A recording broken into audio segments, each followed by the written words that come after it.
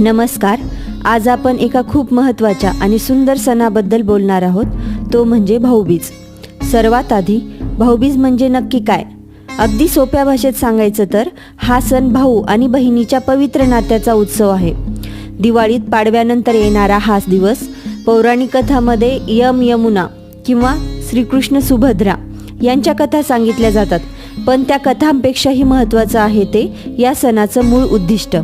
ते म्हणजे नात्यामधील प्रेम, आदर आणि सलोखा वाढवणं. धार्मिक विधीपेक्षा हा सण भाऊ बहिणीच्या नात्याला अधिक घट्ट करतो. बहीण भावाला ओवाळते म्हणजे त्याच्या आयुष्यात सुख आणि समृद्धी येवो अशी तिची इच्छा असते, तर भाऊ तिला ओवाळणी देतो म्हणजेच मी तुझ्यासोबत नेहमी आहे, तुझ्या सुखदुःखात मी सहभागी असेल हा विश्वास देतो.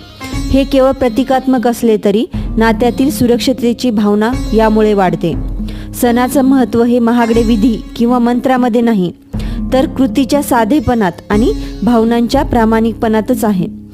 बहीण भावाला ओवाळताना तिच्या मनात असलेले प्रेम आणि भावाने बहिणीला ओवाळणी देताना आपुलकी, हीच खरी पूजा आहे. या दिवशी भाऊ बहिणीच्या घरी जातो किंवा तिला आपल्या घरी बोलवतो, तिच्या आवडीचे पदार्थ करतो, तिला मान देतो. हे स्त्रीला समाजात मिळणाऱ्या सन्मानाचं प्रतीक आहे. प्रत्येक भावाने आपल्या बहिणीची काळजी घ्यावी, तिचा आदर करावा ही शिकवण हा सण देतो. हे केवळ एका दिवसापुरते नसून आयुष्यभर जपण्याची एक सामाजिक जबाबदारी आहे. तर या भाऊबीजेला आपल्या भाऊ बहिणींसोबतचे नाते अधिक दृढ करा, एकमेकांना पाठिंबा द्या आणि प्रेमाचा संदेश सर्वत्र पसरवा.